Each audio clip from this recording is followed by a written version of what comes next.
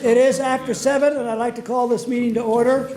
We do have a quorum. We have 7 people now, so we can move ahead. The most important, one of the reasons that we have this meeting is that we have to have a tax anticipation note that we have to sign. Is everybody familiar with what that is and what it does? Yes. Okay, we're all set.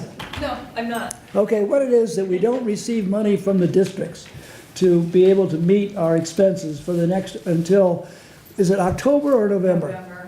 September?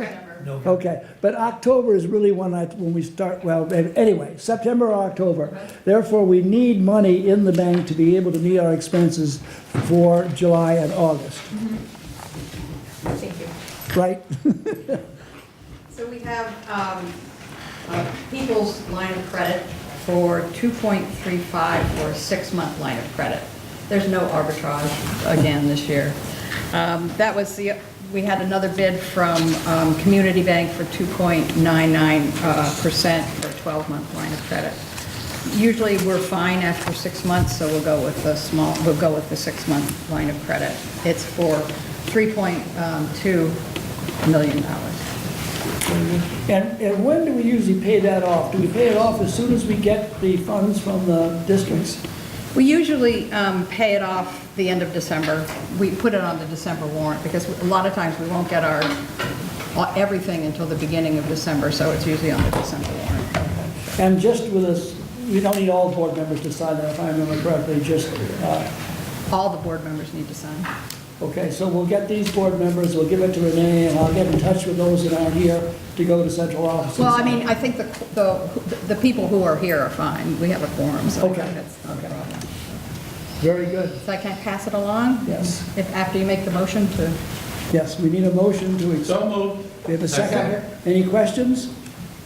Very good, so the general procedure is we all have to sign it, and she'll be sending it around. and there's 3 places to sign. I have my little sign here, sticky things, so you can find I'm going it. to hand it to the first member. Thank you.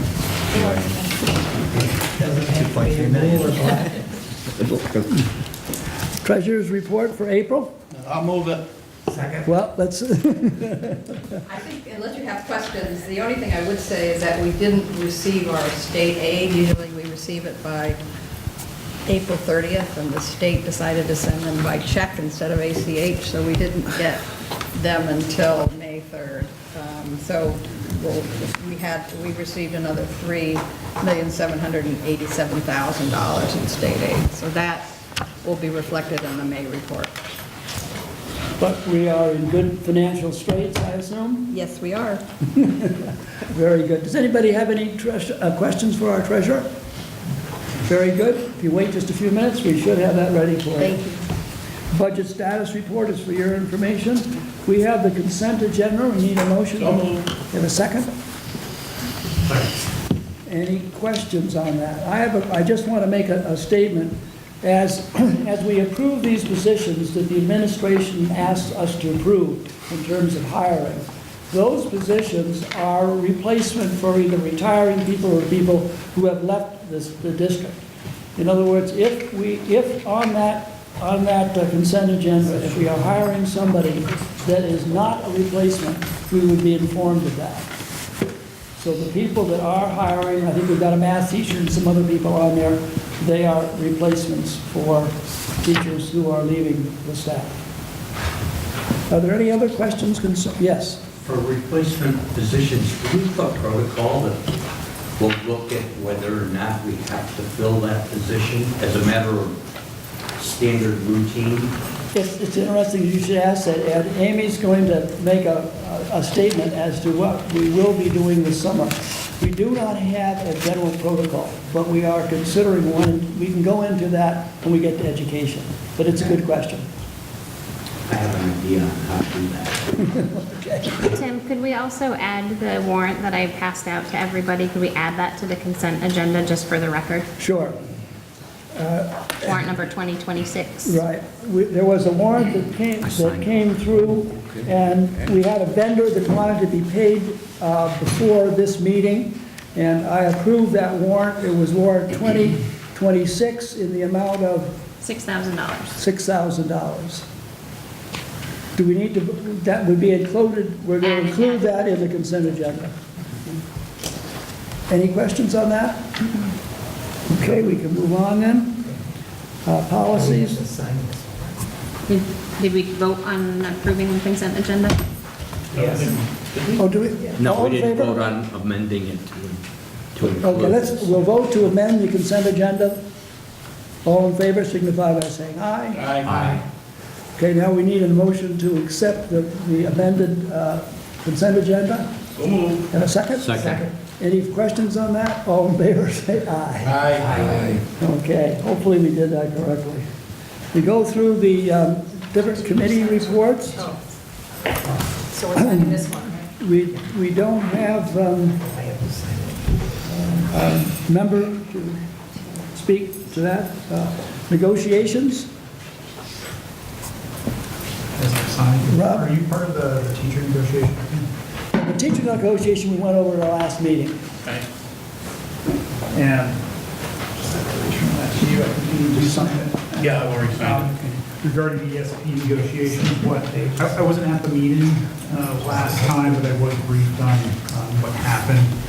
The association had made a proposal that mirrored the teacher contract, and the negotiation committee voted to accept that, and now it's back with the association for the members to approve it. I've not heard anything further than that. I assume it will be approved, but I've not heard yet. Rob, the general salary increase was what? 3.5%, 3.5%. And that's new money. new money, And there was no change in the insurance. or any other of the language proposals that have been suggested. Very good. Well, thank you, Rob, and those other people that worked on that. It's nice to have that behind us. The Finance Committee, I spoke with Paul earlier. He hopes to have by the end of the month an idea as to what the cost will be for the renovations that we discussed earlier at the previous meeting we had before our last meeting. There are some other things that are in the works, and we hope to be able to bring some other issues to you. Can you review for me what those? Well, we had three things basically that we were interested in. We had, after a discussion, there were two areas that needed to be taken care of, that we approved having taken care of. One was the bathroom facility out in the field, and the other was... Steps. That's the steps that go down to the field at the middle school. Those are the two things that we were definitely going to do. We did not have a figure for the major renovation of the entryway to the high school. We approved the concept, we approved the general idea of it, but because we didn't have working drawings to send out to contractors, we weren't able to come up with a number. And where we are now is we're waiting, as I understand it, Paul, is that right, that the architect's work is done and is in the hands of the builders? Right now, the detailed plans are being finalized. They'll go out for public bid to contractors. Be a 10-day bid period, receive bids back, then we'll do evaluations on that. Very good. We will, as you remember, at our last meeting, the board approved that either Leon or myself, if those bids come in within the figure that we had discussed, I think it was $400 and something thousand, that we would proceed. If not, we would have another meeting to see where that would take us. Amy, is that take care of it? Yes, thank you. Okay. I have one Yes. related comment. Yeah. I'm not getting any notifications when the finance committee or any of the subcommittee is meeting. Huh. Well, it goes to all board members. Do you get the agenda and everything? Yeah. All right, I'll speak with Karen. All that is handled in central office. Okay, So I I'll will- call, I'll email Okay. them. Yeah, that would be it. I'm sorry about that. Sometimes it just happens. Any other questions for finance? We get on to education. Amy? Yeah, so we have asked administration, asked Jim to look at, and share with us look at it over the summer and share with us, and in a few months the student enrollment numbers and teacher numbers, so we can look at the ratios between the two and see what's going on with them, and just make sure we're staying on top of those ratios to make sure that they're making sense for our district. So that's something that we're going to try and tackle and control. Good. When we discussed this with Jim, he had suggested that during the summer would be a good time for the administration to get together and work on getting that information for us. And that information would supply us with, I don't know exactly what, but things like class size, the number of courses that we offer, and it very well could include what you were talking about, Ed, what we do if we have a person resigning. I think that it should be emphasized that at the time we're putting the budget together, that the Finance Committee and the Education Committee are very specific when meeting with the administration as to what they are going to do with those teachers that are being hired.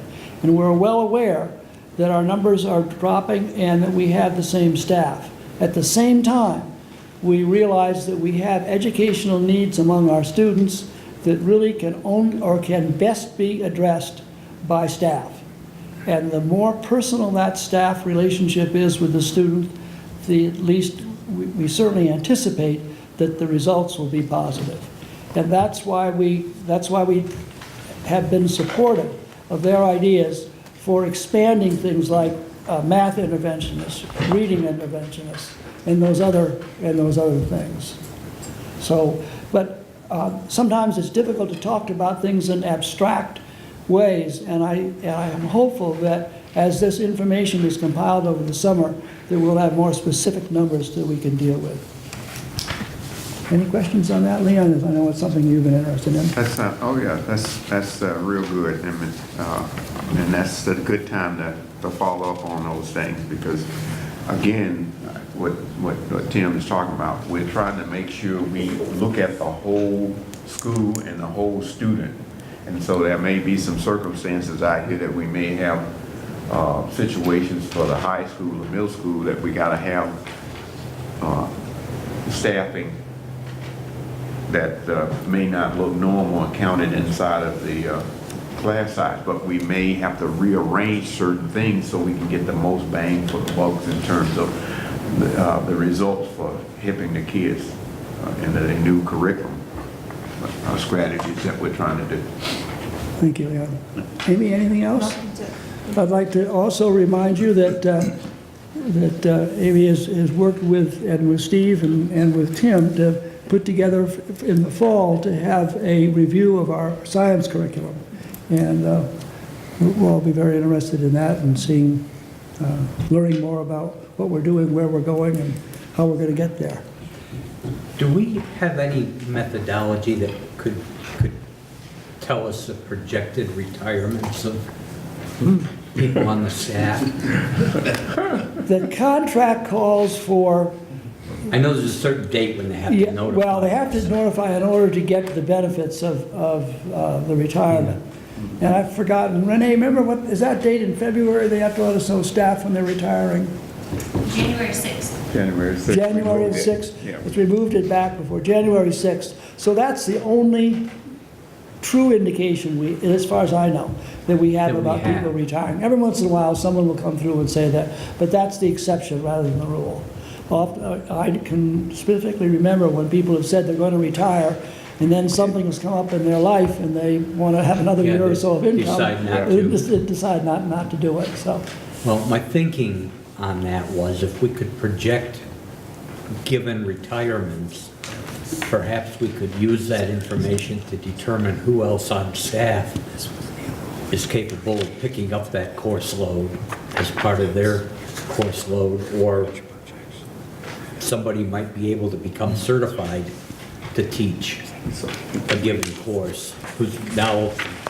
We're sort of taking care of that. What we've asked is anytime there is a leave that the principals along with the superintendent look at what the job was being performed and how we would manage that, and not just a one-for-one replacement.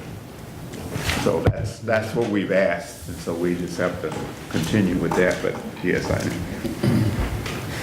Maybe we could have our grant application specialist see if there's a grant available that would let us hire somebody for a year to put together a methodology to do this. And every school in the state could then use it. Because business does this all the time, and there's got to be a way that we can do it in a school. Something we certainly could look into. Tim? I just want to point out to folks that my first year was 2012 to 13. The population at that time at the middle school was 572. Next year, it's projected to be 600. So I think that's important when folks are talking about this in the public, that we don't have this fear like the rest of the state that we are bleeding kids, we're losing kids in large numbers, because that's clearly not the trend in the 7 years that I've been here. And that's not your projected either. The next 3 years, which is about as good as a projection is 600 kids. In the high school, it was a big class in 2012-13. There were 1,000 kids in the building, but the projected enrollment for next year is 900.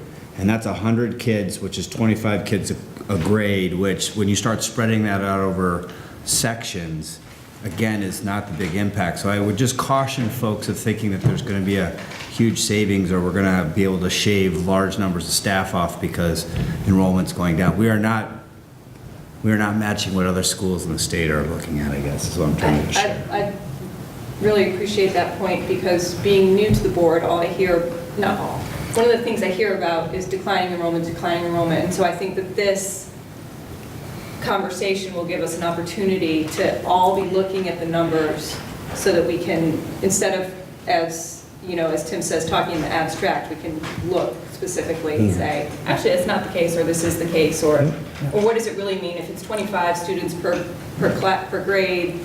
Okay, it's not a huge impact. Right. but it's what we do with those declining numbers and whether we offer certain things in curriculum, alone. And we'll take care of some. We can fill up certain classes, and some classes may be small. Yeah. We shouldn't have a lot of small classes all over the place. And that's what we're saying. We need to look at how we're actually laying these things out.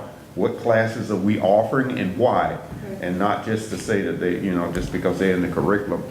So it'll be good to get that data. Yeah. That's right. We have been talking in the abstract, and we appreciate the effort that it'll take to put those figures together to be better informed. I wasn't trying to suggest that we had staff that needed to be cut, but it would be nice as a board member when somebody in the community says, how many students do you have and how come you haven't cut staff, to have some real hard information that can be passed back to them in the community. Right. Because I've had people grab me and say, what's going on over there? Explain this. We'll be in a better position to do that. Are there any other things, Amy, that you'd like to go on in education? Okay, we can go on then to Steve. Okay, thank you. I'd just like to go over some end-of-the-year dates with all of you, and I will send you an electronic copy of this so you have it, just so you can see where we're going from the rest of this month into June. May 18th, which is this Saturday, is the junior prom at Colgate Park at 8 p.m. On May 29th, we have the underclass awards in the auditorium at 6 p.m. June 1st, we have the senior ball at Colgate Park at 1 p.m. May 30th to 31st is senior exams. June 5th are senior awards in the auditorium at 6 p.m. June 7th is graduation at 6 p.m. And June 17th and 18th are the underclass exams. So that's a quick overview of the end of the year dates. And like I said, we'll get an electronic copy of that to you. Tim had asked me to prepare a quick overview of some of the programs that we have at the high school and where we anticipate going with these programs next year. So I will give you a quick overview of some of the programs that we have. We have the V19 program, which is a social emotional program, which is basically special education attached. We have an On Point program for social emotional kids with a little bit more need. We have 8 sections rather, of alternative programming, alternative English, science, social studies, and math. We have the Ideals program, which is a special education program for students with high needs. We have the Quantum Leap program, which is partially a Bridges program and a one-year alternative program for freshmen. We have the Twilight program. The Twilight program are for students who work during the day. And what this group of students do, it's maxed out at 10 students, and these students work by going to community farms and gathering food that the farmers are going to donate, or for cleaning purposes. They take the food, they go to the hospital, then they pack up the food at the hospital, and then they deliver it to food shelters or homeless shelters. And when they're done with that, they have core curriculum teachers take their classes in the evening.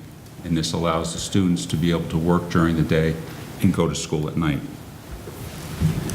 Next year, we are going to have a new autism program. The numbers show us that I believe we're going to be getting 2 new high needs autistic students next year who need a special facility to do that. And there will be an increase over consecutive years after that of additional students. Some of the things that we're doing for next year, 3 teachers today, as a matter of fact, went to Vermont Academy. 2 of our science teachers and 1 of our math teachers. I asked them to go there. I was in contact with the head of Vermont Academy to talk to them about their STEAM program. And so these 3 teachers went today to look at how they integrate math and science within a STEAM program and bring some of that information back to us, because that's something that we are going to begin working on next year. We're also going to be reviewing math module conception next year, which is a total different way of looking at math, rather than breaking it down traditionally, such as algebra, geometry, calculus. The courses are going to be broken down into modules. And at some point next year, I'll bring in a math teacher who can explain that to you a lot better than I could. But I know that basically it's the concepts within the courses that they deal with the concepts, and then they keep moving on at their own rate throughout these modules. At the beginning of the year, when I first got here, I knew that there were a lot of alternative programs in the school, the ones that I just mentioned to you. And I looked at the programs, and I wasn't sure what entrance and exit criteria there were for the programs. I wasn't sure where there was overlap in the programming or where there were gaps in the programming. So I put in place an evaluation of all of our alternative programs.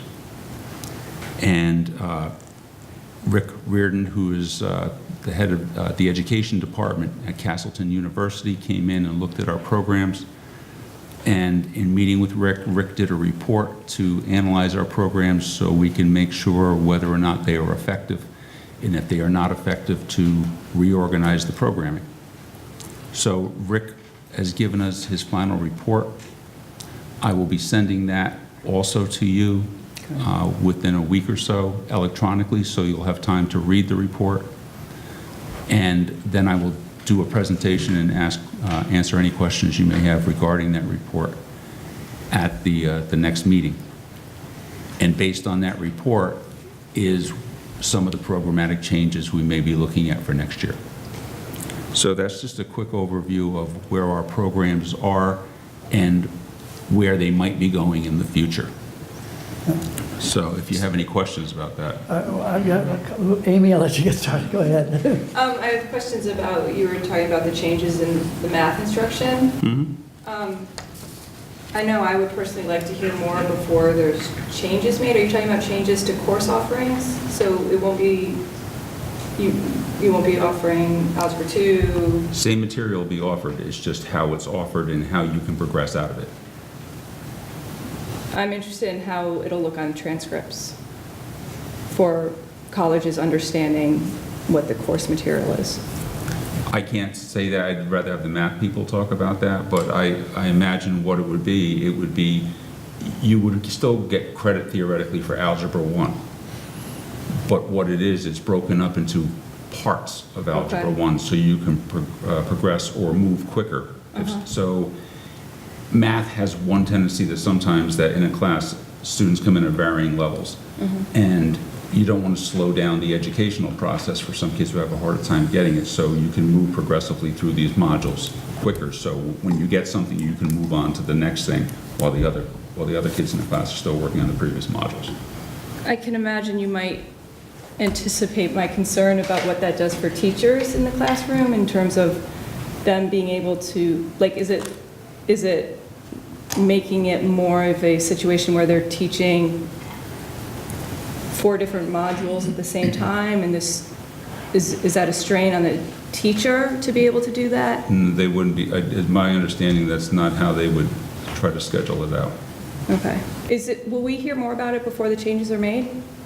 We Is this haven't- being made for this fall? We have not even started looking at it. Oh, okay. I'm just saying that next year, we're going to start looking Got at it. it. So Okay. it's probably something that would be 2 to 3 years Got down it. the road. Okay, thank you. But it's something, I don't have the mathematical skills Sure. to explain to you Yeah. what the concepts are and how it works better that way. Okay. It was something I didn't thoroughly understand until they actually put it on the board, and it looked like one of these beautiful mind sequences up Yeah. there. It Yeah. was quite impressive, so Okay. I'd rather have them present that to Okay, you. thank you. That would be a good topic for education meeting sometime. Great. Oh, Is there any other questions? yeah, when you talk about alternative programs, you mentioned that we had, what does that mean? What is an alternative program? Alternative program is anything that operates outside of the general education module. But is it specific to a particular discipline, academic discipline, or is it kind of freewheeling?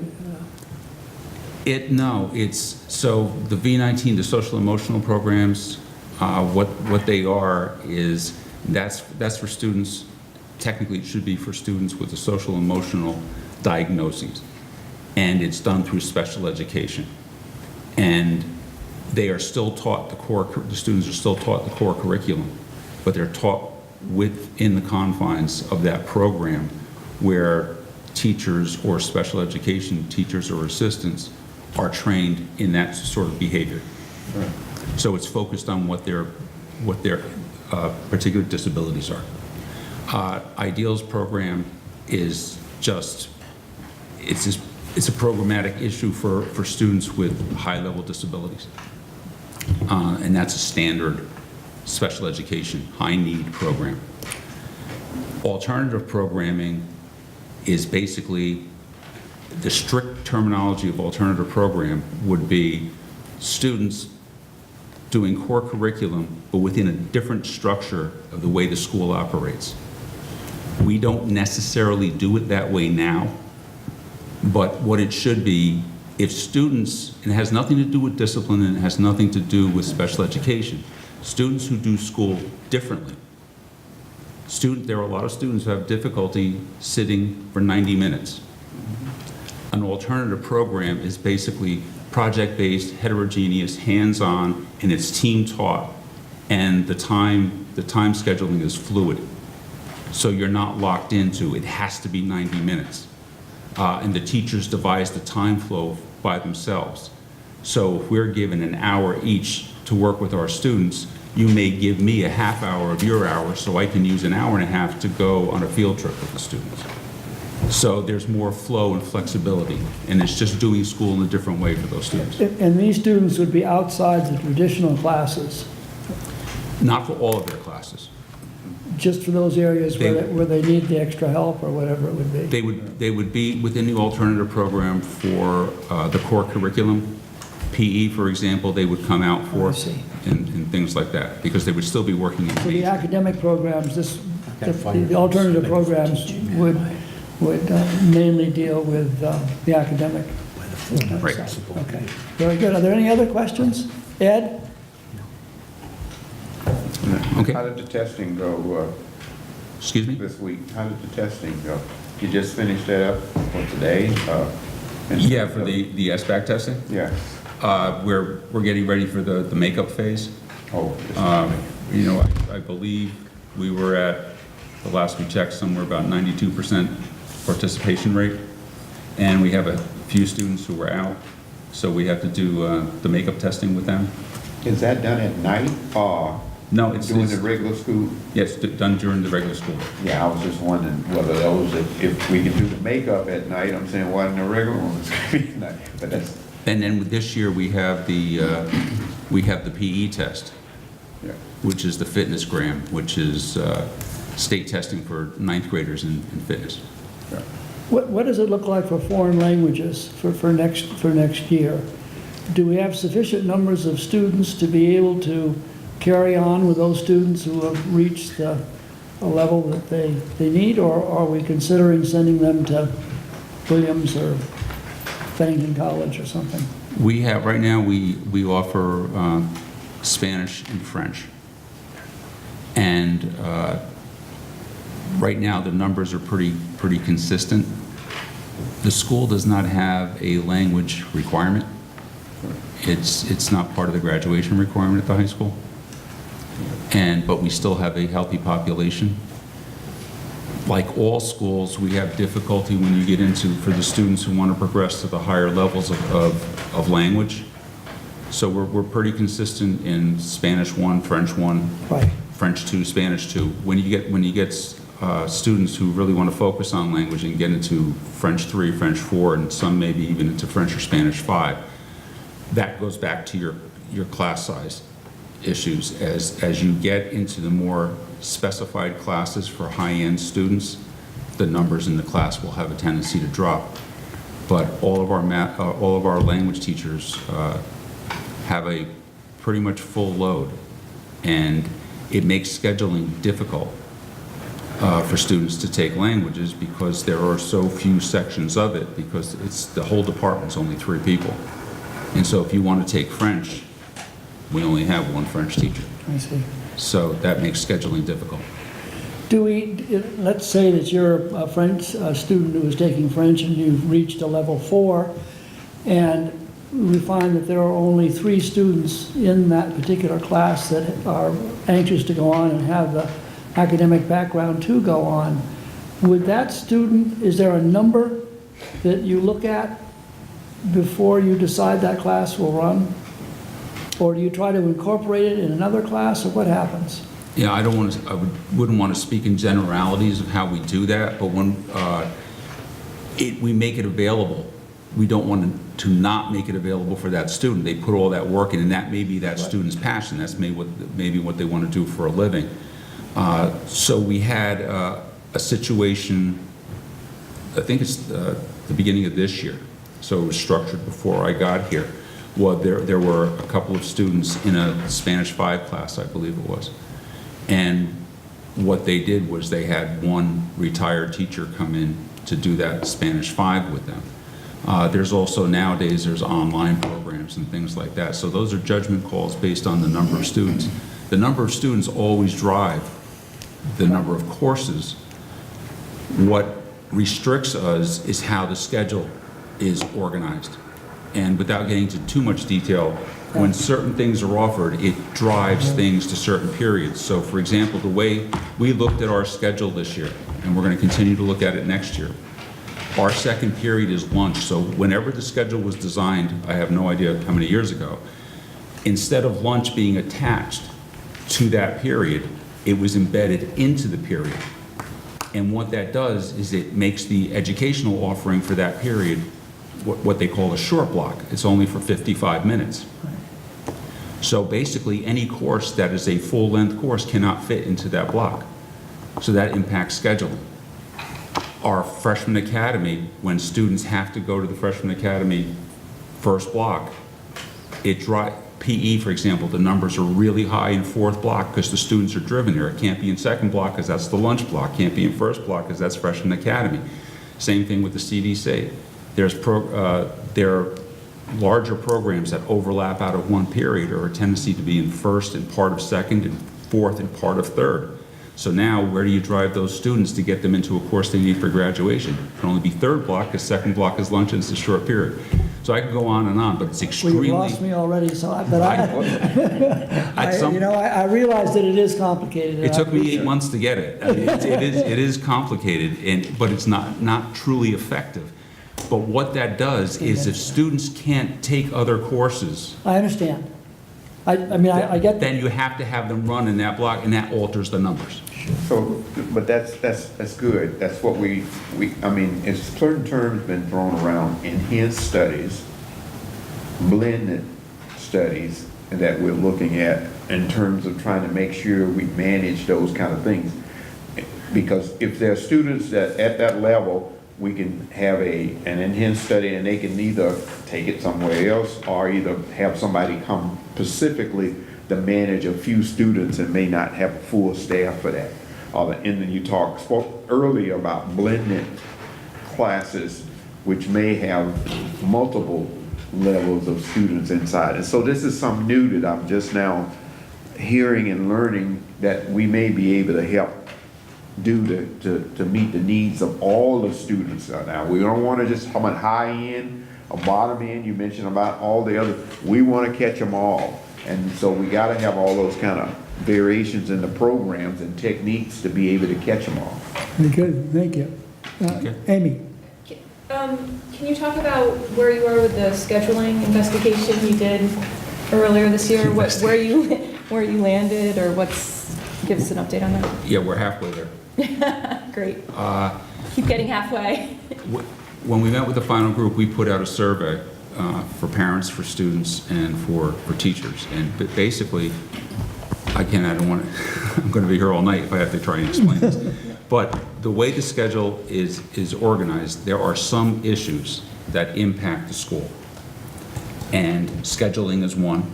The lunch thing that I just spoke of before, there are some students, because they need to take full block classes in that second period, they do not have lunch. And we can't have kids going without lunch. So we looked at the schedule, and it came back with basically, long story short, everyone wants to keep it the way it is. But it doesn't really impact everyone. And it impacts when you're looking at the school. So it impacts our standardized test scores. It impacts our math testing, for example. It impacts AP classes. It impacts whether students get lunch or not. So it does impact a few things, but we tried to stay away from saying, here's all the things wrong with our schedule when we put the survey out there, because we didn't want people to think we were leading them towards a new So schedule. the feedback you got from the community and teachers, or the parents and teachers, was to leave it? So the final vote of the committee, after the parents and everyone said to keep it the way it was, but we still have those problems, is I've been asked to keep it the way it is, but fix all the problems. Oh, good. So we're going to be working on that. Thank you. Are there, This is the third time since I've been on the board that I've heard an administrator talk about the problems with the schedule. And I think we need to have a more in-depth look and a solution to like the lunch issue. And we've had kids that were in the band that said, I don't have time to do this because of such and such, which all feeds back into the schedule. So I think we do need to take a serious look at it. well, that's why they get those big bucks up there to handle all those problems. Yeah, it's years ago when, and this is just my supposition, I wasn't here, so I can't say why, but I know years ago when block scheduling became the fad, Yeah. it was 4x4 block scheduling, which is what we have, which is 4 blocks, but 2 semesters. Most schools have transitioned to a block schedule, which is 4 classes per day, but it's all year long, and you alternate. So you take 4 classes one day, a different 4 the next, and then you keep alternating those 4 back and forth for the whole year. And that eliminates some of the problems that we talked about. And that was one of the schedules that were proposed, but no one particularly liked it, so. But it's a good, Dave, did They you don't want have, to rethink it. Dave, did you have a question? Did I see your hand up? Would you be able to share how our physical education tests come out? You said that you're doing statewide physical education testing. I'd be curious to see where our students I are. don't know when the results of those come out. But if we do get the results, I will definitely let you know. Thank you. Okay, we can move on then to Tim. I just have Oh, sorry. one more thing, Yeah. sorry. We got a little sidetracked. I'd just like to read this to you. Dear board members, sorry that I can't join the meeting this evening due to my tennis match. It was a pleasure to join the board this year, and it was my pleasure to share information with the board. I really appreciate that the board considers students' feelings and gives me the chance to represent the students. Thank you again, and hope you all have a great summer. Jason Lee, the student representative. And I would just like to say, if you don't know Jason, aside from what he does here once a month, he is a fabulous young man. And he does some wonderful things. He's involved in athletics. He was just joking with me today that he really has a twin, because every time I see him, he's everywhere at all hours of the day. He's really dedicated to the school. He asked me today if we have any summer jobs, and he wants to come back after he goes to college. And his goal was eventually to take my place. So he did an internship with me this year, and so he's going off to be an administrator. And hopefully he'll come back and he'll get a shot. Well, it may be appropriate, Ron, that's another letter for you, and I think it would be appropriate to send him a letter and thank him for his efforts and what he's contributed to the board and the school. So thank you very much. Thank you. I don't think we need a motion on that, Ron. If you just would get going on it, we'll take care of it. And I think the best thing to do, rather than go to Dave or somebody, if you just get a hold of Steve to get some of the facts. Okay, thanks. Tim? Thank you. I want to start by thanking a couple of folks and recognizing a couple of staff. Amy Moriarty, who is a longtime social studies teacher here at the middle school, was nominated and chosen as a Master in the Middle teacher by the New England League of Middle Schools, which is a very high honor, a regional honor.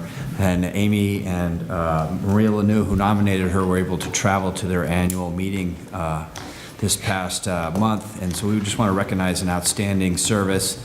Amy is a team leader. She teaches social studies. She's active in bringing proficiency to the classroom. She is probably a field trip extraordinaire as far as planning, and it's a really big honor for Amy and a big honor for our school, so I wanted to recognize her for that. April 24th, we hosted a career fair, largely due to the organizing skills and outreach of Hannah Green, who is a counselor at the school. We had a large number of community members show up in a wide variety of trades and careers. Students actually travel with a passport. They have to meet a certain number of folks on the floor. We spend a week or two teaching them how to shake hands, look people in the eye, have a conversation. We get very positive feedback from community members who participate. They're always appreciative of students. They're always appreciative of Hannah's hosting. So I wanted to thank Hannah Green for that. She did an outstanding job. In the last couple of weeks, we've hosted open houses for rising 6th and 7th grade families over 2 nights. We've had very good crowds, probably 200 people at both of those activities. Short presentation, a little bit of an orientation to the middle school, and then small group walk around the building to have conversations. The families have been great. The kids are a good mix of excitement and nervousness about the middle school, which is nice to see. Students follow up by visiting us with their classes. This week we're hosting BSD classrooms. So Molly Stark will be here tomorrow along with Monument, and then Molly will send a second group with us on Friday. So that's been very nice to see the prospective students visiting the building.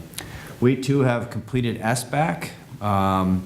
We've got initial data back from both English and math. I'm looking forward to sharing those numbers with the board next year. They were very positive, and so that's a good thing. That's a good thing for both our staff and our kids who've worked hard this year.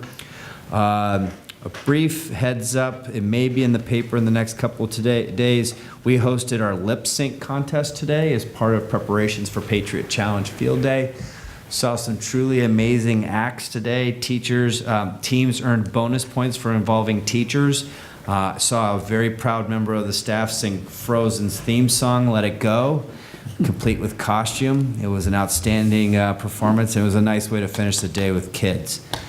Tomorrow night, just another invitation to the community. The youth leadership group here will be hosting a conversation of getting to the why. This is looking at the youth risk behavior survey that students complete for a variety of risk behaviors, and then trying to develop strategies to reduce those behaviors. And so that student group will be presenting their information in this building tomorrow in the cafeteria at 6:30. All are welcome to join them. The kids have worked really hard. They're excited about their presentation. We think it's going to be a good one.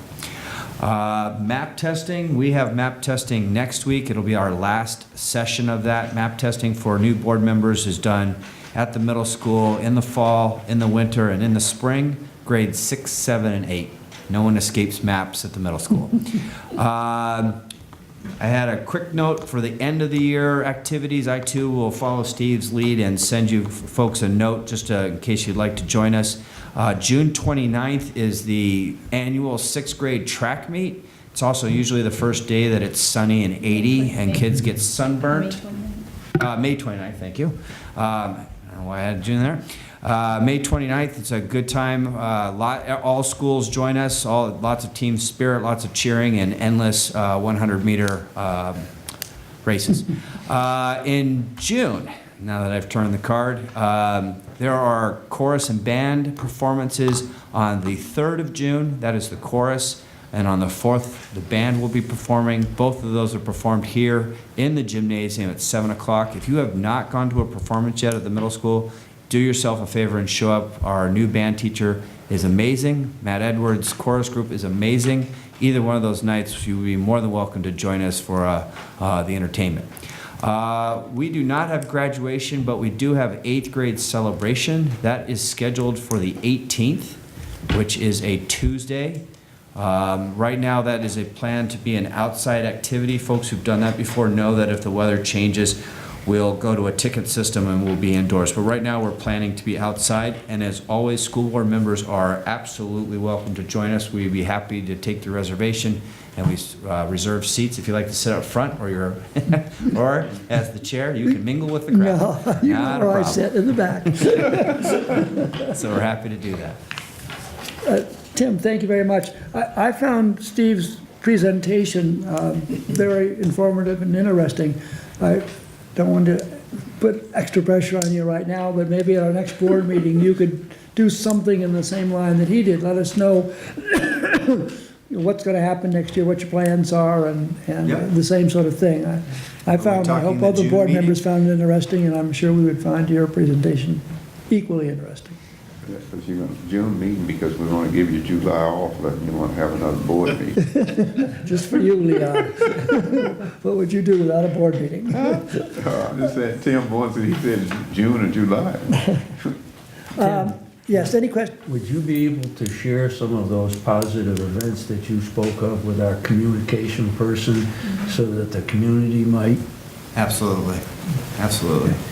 We did, when we had parents visiting from the sending schools, we've been using Facebook quite a bit, and I know it's seen as the evil empire by some, but actually what we noticed is that a number of folks jumping onto the Facebook page, which for us seems to be a little quicker, and folks can, especially if you do activities, you can follow up with some pictures and some stories and things like that, but I'm happy to share that. Who is that person? Who do I? Dan. Oh, Carson. I thought the committee had someone specific, but I could do that. Dave? Yeah, that's, what's his name, Leon? Carson, he's the Derek. community- Derek. Derek, yeah, I was going to put that in. Coordinator. Coordinator. Just, we can go into it now just for a minute, but as you probably know, that Derek spoke with the SVSU meeting at the last meeting, and I spoke with Jim and with Derek, not with Derek, but with Jim on it, and he suggested that it's important for each of our schools to have a representative appointed by the administration who would funnel information of interest to him so that he can get it publicized in the paper and do whatever else it would be. Just whatever you think is noteworthy, and there's always a lot of things that are noteworthy, but the problem is getting the information to him because he's got a lot of schools to cover. Yes? Quick question for Tim. You used the term sending schools. Are you referring to Shasberry and Pownell and Woodford? North Bennington as well. Okay. Thank you. Yes, One Amy? more question. Steve, do you reach out to, do you send information to Sacred Heart for, in terms of student, rising freshmen, for like orientations and all that sort of thing? They're a part of the process, I believe some. They are. Sections. Okay. Any other questions? Well, as you can see, the superintendent is away at a meeting in Lake Maury, as I understand it. He has a lot of things going concerning the merger and getting the proper representation for each board, and that's where he is. I do not have a report other than the business about Derek. Be sure to get information to him so that it can be appropriately presented to the public. Are there any other issues that should be brought before this board?